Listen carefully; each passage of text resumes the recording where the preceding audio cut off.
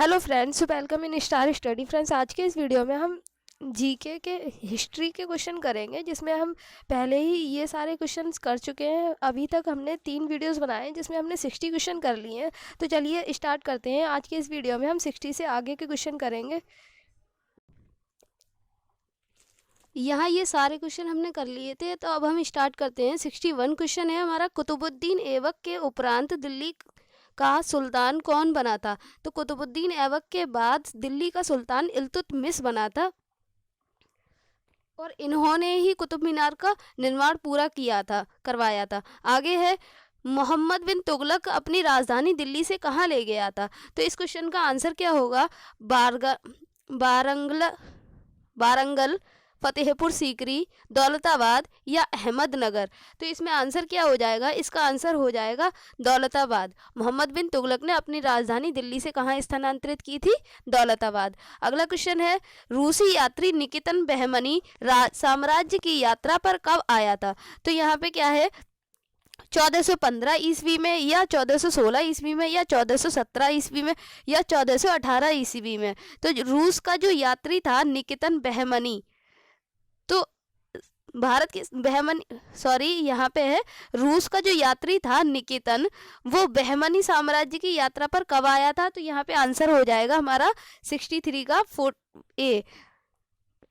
1415 ईस्वी में वो यहाँ पर आया था। कौन? निकेतन। किसके साम्राज्य में आया था? बहमनी के राज्य में।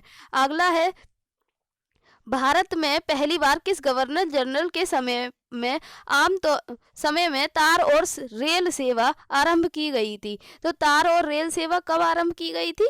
लॉर्ड डलहौजी के समय में। 64 का ए आंसर हो जाएगा। अगला क्वेश्चन है, पहले हम इसमें ये भी जान लें कि लॉर्ड विलियम बेंटिक कौन थे? तो विलियम बेंटिक थे भारत के प्रथम गवर्नर जनरल। कौन थे? भारत के प्रथम गवर्नर जनरल। ठीक है, अगले क्वेश्चन पे चलते हैं। अगला क्वेश्चन है, जौनपुर में स्वतंत्र शर्की राजवंश की स्थापना किसने की थी? मलिक सरवर ने, या महमूद खिलजी ने, मुबारक शाह ने, या जलालुद्दीन खिलजी ने? तो इसका आंसर क्या होगा? इसका आंसर होगा मलिक सरवर ने जौनपुर में स्वतंत्र शर्की राजवंश की स्थापना की थी। अगले सवाल पे चलते हैं, तुर्कान ए चहलगानी का विनाश किसने किया था? इल्तुतमिश ने, या बलबन ने, या इसके आगे और ऑप्शन है, नसीरुद्दीन ने, या मोहम्मद तुगलक ने? तो इसका आंसर क्या हो जाएगा? इसका आंसर क्या होगा? यहाँ पे क्वेश्चन क्या था हमारा? तुर्कान चहलगानी का विनाश किसने किया था? तुर्कान चहलगानी का विनाश बलबन ने किया था। अगले प्रश्न पे चलते हैं। अगला प्रश्न है, किसे देशबंधु के नाम से जाना जाता है? तो चित्तरंजन दास को देशबंधु के नाम से जाना जाता है, हम सभी जानते हैं। अगला सवाल है यहाँ पे, भगत सिंह, सुखदेव और राजगुरु को फांसी कब दी गई थी? मोस्ट इंपोर्टेंट सवाल है ये सभी कॉम्पिटिटिव एग्जाम्स के लिए, तो इसको जरूर ध्यान रख लें। मार्च 1931 को भगत सिंह और राजगुरु और सुखदेव को फांसी दी गई थी। अगला सवाल है, वह यूरोपीय देश जिसने सबसे पहले भारत से व्यापार आरंभ किया था, वह कौन सा देश था जिसने भारत से व्यापार आरंभ किया था? तो सबसे पहला देश था पुर्तगाल। उसके बाद में फ्रांस, डच वगैरह आए थे। अगले सवाल पे चलते हैं, बाल गंगाधर तिलक ने किस अंग्रेजी समाचार पत्र का संपादन किया था? तो बाल गंगाधर तिलक ने कौन सा अंग्रेजी समाचार पत्र का संपादन किया था? मराठा का। अगला सवाल है, निम्नलिखित में से कौन सी घटना पहले घटी थी? भारत छोड़ो आंदोलन, या दांडी यात्रा, या असहयोग आंदोलन, या चंपारण सत्याग्रह? तो कौन सी घटना सबसे पहले घटी थी? इसके लिए हमें सबसे पहले इन सभी ऑप्शंस की सन पता करनी होगी। तो सबसे पहले है भारत छोड़ो आंदोलन। तो भारत छोड़ो आंदोलन कब आया था? भारत छोड़ो आंदोलन 1942 में आया था। कब आया था? 1942 में। दूसरा है दांडी यात्रा। तो दांडी यात्रा कब हुई थी? 1930 में, सबको पता है। उसके बाद है अगला असहयोग आंदोलन। तो ये कब हुआ था? असहयोग आंदोलन हुआ था 1920 में। और चंपारण सत्याग्रह तो ये हुआ था 1917 में। तो इसका मतलब इस ऑप्शन के अकॉर्डिंग कौन सा सवाल सही हो, कौन सा ऑप्शन ठीक होगा? तो यहाँ पे सबसे पहले घटी घटना कौन सी होगी? चंपारण सत्याग्रह। ऑप्शन नंबर डी यहाँ पे ठीक हो जाएगा। अगले सवाल पे चलते हैं। सरदार पटेल किस स्थान से जुड़े थे? सरदार पटेल हम सभी को पता है बारदौली सत्याग्रह से जुड़े थे, तो बारदौली स्थान से जुड़े थे।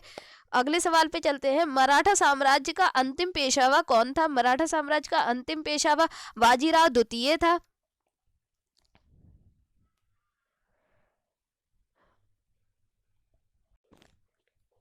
यहाँ अभी एक क्वेश्चन हमने ऊपर किया था, यहाँ वह यूरोपीय देश जिसने सबसे पहले भारत से व्यापार आरंभ किया था। तो इसको समझ लें कैसे होगा। सबसे पहले तो हमें यह पता करना होगा कि हम कौन से महाद्वीप में आते हैं। हम आते हैं एशिया महाद्वीप में। और हमारे यहाँ जो अंग्रेज आए थे राज करने के लिए, वो कौन से देश से, कौन से महाद्वीप से आए थे? तो यूरोप महाद्वीप से आए थे। ठीक है, जो इंग्लैंड के थे, ब्रिटेन के थे। तो यूरोप इंग्लैंड कहाँ पे है? वो ब्रिटेन और इंग्लैंड जो कहाँ पे है? वो यूरोप महाद्वीप में है। अब उसके बाद ये बोल रहा है यूरोप से जितने देश यहाँ पे भारत में आए थे व्यापार करने के लिए, उनमें सबसे पहले कौन आए थे? तो सबसे पहले तो पुर्तगाली आए थे। लेकिन इसके बाद कौन आए थे? तो पुर्तगाली के बाद यहाँ पे डच आए थे। इसमें नहीं लिखा हुआ है, डच आए थे। इनका क्रम यही है, पुर्तगाली के बाद डच के बाद अंग्रेज आए थे, और डच के बाद अंग्रेज आए थे। अंग्रेज के बाद कौन आए थे? तो अंग्रेज के बाद फ्रांसीसी आए थे। तो फ्रांस के लोग आए थे बाद में। लेकिन इस क्वेश्चन का आंसर क्या होगा? सबसे पहले कौन आए थे? तो सबसे पहले पुर्तगाली आए थे। पुर्तगाली, उसके बाद डच, उसके बाद अंग्रेज, और उसके बाद आए थे फ्रांसीसी। अगले सवाल पे चलते हैं। हमारा सवाल कहाँ था? मराठा साम्राज्य तक हो गया था। अब ये है, दारा शिकोह का अंतिम पेशवा कौन था? दारा शिकोह का अंतिम पेशवा कौन था? तो यहाँ पे कौन सा आंसर ठीक हो जाएगा? माधव नारायण राव या बाजीराव द्वितीय। तो यहाँ पे आंसर ठीक होगा बाजीराव द्वितीय। अगले सवाल पे चलते हैं। दारा शिकोह किस सिलसिले का सिद्ध था? मतलब किस लिए प्रसिद्ध था वो? तो कादरी था वो, इसलिए प्रसिद्ध था। कादरी के नाम से प्रसिद्ध था। चिश्ती नहीं है, सत्तारी नहीं है, नक्शवादी नहीं है। अगले सवाल पे चलते हैं। सनकादी संप्रदाय की स्थापना किसने की थी? तो सनकादी संप्रदाय की स्थापना निम्बार्काचार्य ने की थी। अगले सवाल पे चलते हैं। अगला क्या है? गांधी जी ने सत्याग्रह का प्रयोग सर्वप्रथम कहाँ किया था? तो गांधी जी ने सर्वप्रथम सत्याग्रह का प्रयोग कहाँ किया था? दक्षिण अफ्रीका में। अगले सवाल पे चलते हैं। अगला है, रैदास किसके शिष्य थे? तो रैदास किसके शिष्य थे? कबीर के, नानक के, रामानुजाचार्य के, या फिर रामानंद के। तो यहाँ पे कौन सा ऑप्शन ठीक हो जाएगा? ऑप्शन नंबर डी यहाँ पे ठीक हो जाएगा। रामानंद के शिष्य थे रैदास रामानंद के शिष्य थे। अगले सवाल पे चलते हैं।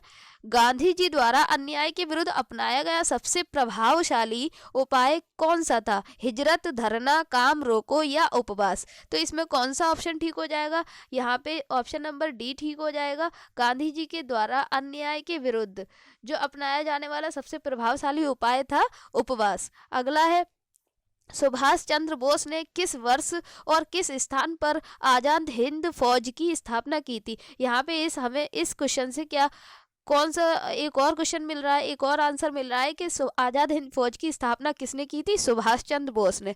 अब कब की थी और कहां पर की थी, इसका हमें आंसर बताना है। तो यहाँ पे है 1943 में सिंगापुर में सुभाष चंद्र बोस ने आजाद हिंद फौज की स्थापना की थी। तीनों क्वेश्चन ठीक से याद कर लेना। यहाँ से यहाँ दे सकता है, आजाद हिंद फौज की किसने की थी, या सुभाष चंद्र बोस ने किसकी स्थापना की थी और कहाँ की थी, किस सन में की थी? तो 1943 में सिंगापुर में की थी। अगले सवाल पे चलते हैं। अगला है, सर्वेस्ट ऑफ इंडिया सोसाइटी के संस्थापक थे कौन थे?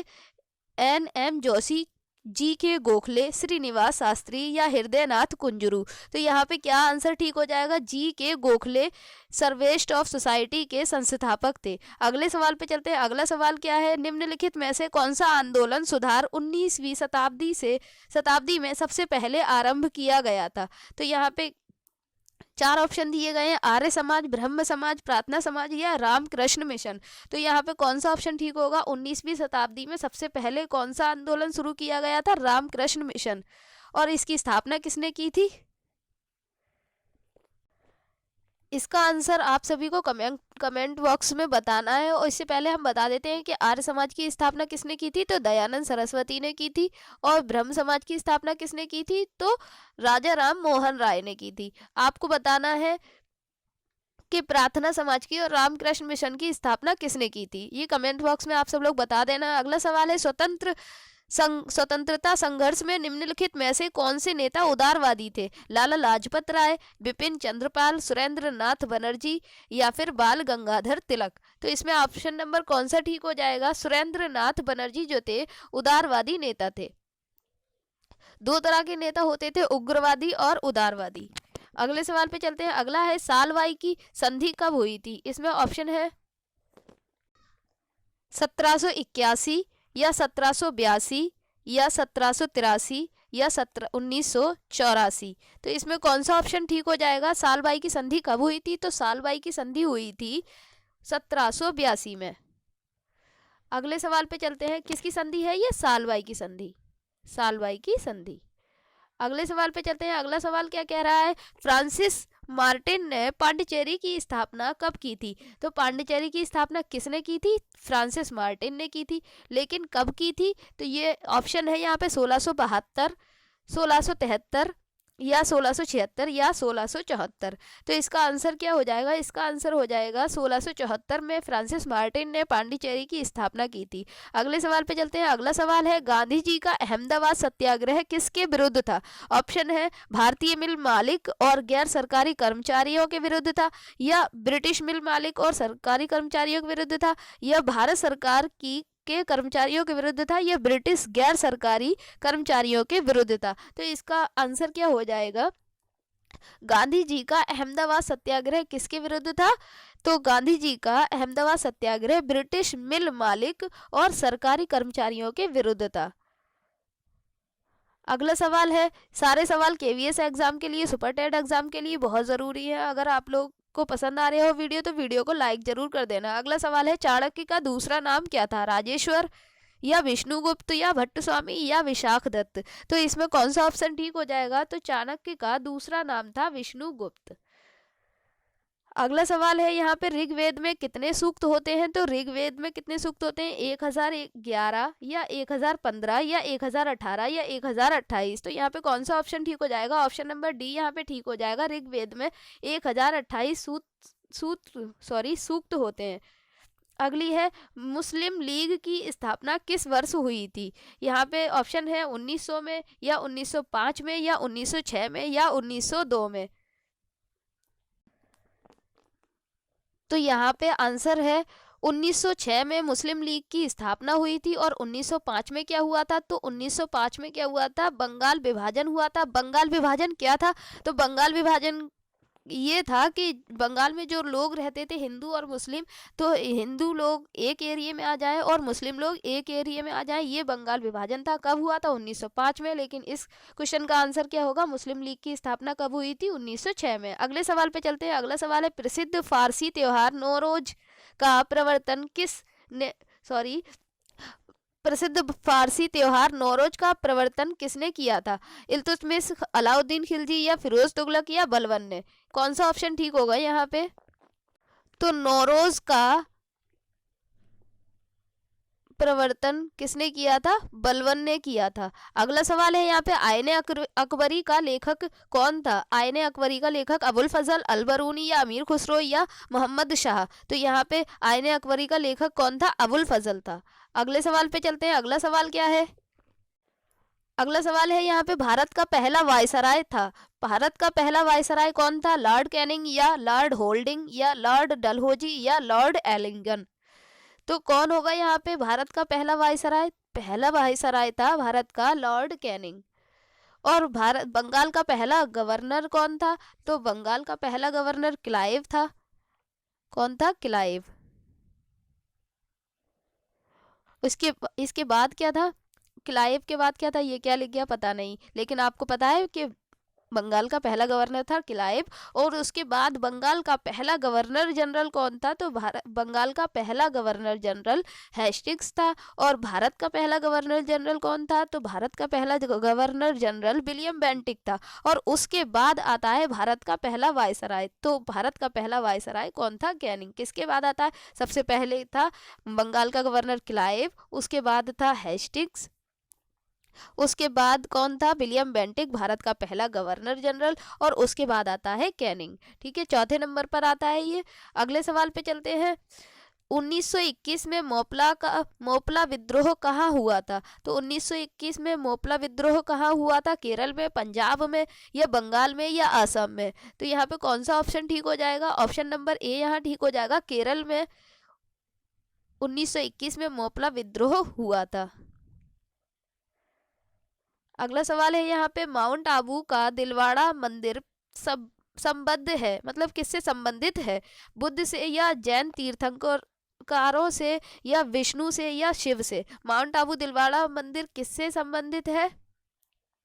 यहाँ पे ऑप्शन नंबर बी ठीक हो जाएगा, जैन तीर्थकारों से संबंधित है माउंट आबू का दिलवाड़ा मंदिर। अगला सवाल है यहाँ पे, तुगलक वंश का संस्थापक कौन था? तुगलक वंश का संस्थापक कौन था? मोहम्मद बिन तुगलक, या गयासुद्दीन तुगलक, या फिरोज तुगलक, या अबू बकर? तो यहाँ पे ऑप्शन नंबर बी यहाँ ठीक हो जाएगा, गयासुद्दीन तुगलक जो था तुगलक वंश का संस्थापक था।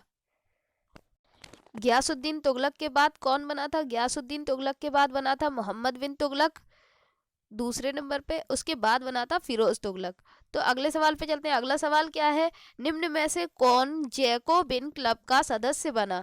हैदर अली, या टीपू सुल्तान, या देवराज, या नंदराज? तो यहाँ पे कौन सा ऑप्शन ठीक हो जाएगा? यहाँ Tipu Sultan, option number B ठीक हो जाएगा, जैकोबिन क्लब का सदस्य बना था। अगले सवाल पे चलते हैं। जलियांवाला बाग नरसंहार के दोषी जनरल डायर को गोली किसने मारी थी? सोहन सिंह ने, या वीवीएस अय्यर ने, या ऊधम सिंह ने, या मदन लाल ढींगरा ने? तो यहाँ पे कौन सा ऑप्शन ठीक हो जाएगा? हमने पिछले वीडियोस में भी बताया है कि जलियांवाला बाग नरसंहार जो हुआ था 13 अप्रैल 1919 को हुआ था, जलियांवाला बाग में हुआ था 13 अप्रैल 1919 को। जलियांवाला बाग में गोली किसने चलाई थी? निहत्ती जनता पर जो गोलियां चलवाई थी जनरल डायर ने चलवाई थी। और इसका बदला किसने लिया था? तो इसका बदला लिया था ऊधम सिंह ने, जनरल डायर को गोली मारी थी। अगले सवाल पे चलते हैं। अगला सवाल क्या है, मुगल शासकों की दरबारी भाषा क्या थी? मुगल शासकों की दरबारी भाषा अरबी थी, या उर्दू थी, या फारसी थी, या तुर्की थी? तो यहाँ पे कौन सा ऑप्शन ठीक हो जाएगा? ऑप्शन नंबर सी यहाँ ठीक हो जाएगा, मुगल शासकों की दरबारी भाषा फारसी थी। अगले सवाल पे चलते हैं। अगला सवाल है, हड़प्पा सभ्यता की मुद्राएं किससे निर्मित की जाती थी? हड़प्पा सभ्यता की मुद्राएं सोने से, या तांबे से, या मिट्टी सैलकड़ी से, या कांसे से? तो यहाँ पे कौन सा ऑप्शन ठीक हो जाएगा? हड़प्पा सभ्यता की बात हो रही है तो उस टाइम पे सोना चांदी तांबा कुछ नहीं हुआ करता था, मिट्टी और सैलकड़ी से तब की मुद्राएं निर्मित की जाती थी। अगला सवाल है, गायत्री मंत्र किस वेद से लिया गया है? तो गायत्री मंत्र किस वेद से लिया गया है? ऋग्वेद, या सामवेद, या अथर्ववेद, या यजुर्वेद? कौन सा ऑप्शन ठीक हो जाएगा? गायत्री मंत्र की बात हो रही है, ऋग्वेद से लिया गया है, सबसे महान वेद है ऋग्वेद। और कितनी सूक्त है यहाँ पे? इसमें 1028। अगले सवाल पे चलते हैं। अगला सवाल है यहाँ पे 100 नंबर, निम्नलिखित में से कौन लोकमान्य के नाम से जाने जाते हैं? वैसे आप सबको पता होगा कौन है ये, महात्मा गांधी, या मोतीलाल नेहरू, या बाल गंगाधर तिलक, या जवाहरलाल नेहरू? तो इसका आंसर क्या हो जाएगा? इसका आंसर हो जाएगा बाल गंगाधर तिलक लोकमान्य के नाम से जाने जाते हैं। आज की वीडियो में इतना ही, आगे के क्वेश्चन हम अगले वीडियो में करेंगे। अगर वीडियो पसंद आया हो तो वीडियो को लाइक कर देना, सभी कॉम्पिटिटिव एग्जाम के लिए ये वीडियो बहुत ज़्यादा ज़रूरी है। और अगर चैनल पे नए हैं तो चैनल को सब्सक्राइब कर लेना, अगर फ्रेंड्स में शेयर कर देना।